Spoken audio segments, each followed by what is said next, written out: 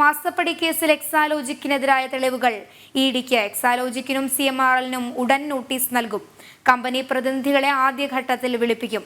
Chennai regional ഓഫീസായിരിക്കും ED അന്വേഷണം ഏകോപിപ്പിക്കുക. ഇതിനിടെ മുഖ്യമന്ത്രിയുടെ മകൾ വീണ വിജയൻ ഉൾപ്പെട്ട മാസപ്പടി കേസിൽ ഇഡി അന്വേഷണത്തിന് തടയിടാനുള്ള നിയമ നീക്കങ്ങളിലാണ് വീണ വിജയനും എക്സാലോജിക്. ജോയിന്റ് ഡയറക്ടർക്കാണ് അന്വേഷണ മേൽനോട്ട ചുമതല നൽകിയിട്ടുള്ളത്. എക്സാലോജിക്കും എംപവർ ഇന്ത്യയും പ്രവർത്തനം നിർത്തിയതിലും ദുരൂഹതയുണ്ട്. CMRLന് പുറമെ വീണയുടെയും എക്സാലോജിക്കിന്റെയും അക്കൗണ്ടുകളിലേക്ക് ചാരിറ്റി സ്ഥാപനങ്ങൾ ഉൾപ്പെടെയുള്ള വിവിധ സ്ഥാപനങ്ങൾ പണം അയച്ചിട്ടുണ്ടെന്ന് രജിസ്ട്രാർ ഓഫ് കമ്പനീസും കണ്ടെത്തിയിരുന്നു. CMRLനെ കൂടാതെ എക്സാലോജിക്കിന് പണം നൽകിയ കൂടുതൽ കമ്പനികളെ സംബന്ധിച്ചും അന്വേഷണമുണ്ട്.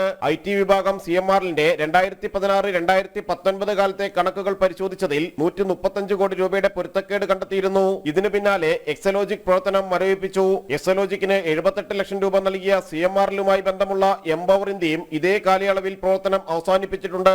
ഇതിനിടെ ഇഡി അന്വേഷണത്തിന് തടയിടാനുള്ള നിയമനീക്കങ്ങളും ശക്തമാണ്. SFIO അന്വേഷണം തടയണമെന്നാവശ്യപ്പെട്ടുള്ള ഹർജിയിൽ കർണാടക ഹൈക്കോടതിയിൽ വിധി പറയാനിരിക്കെ ഇതേ കേസിൽ മറ്റൊരു അന്വേഷണ ഏജൻസി ECIR രജിസ്റ്റർ ചെയ്തതാണ് എക്സാലോജിക് ചോദ്യം ചെയ്യുക.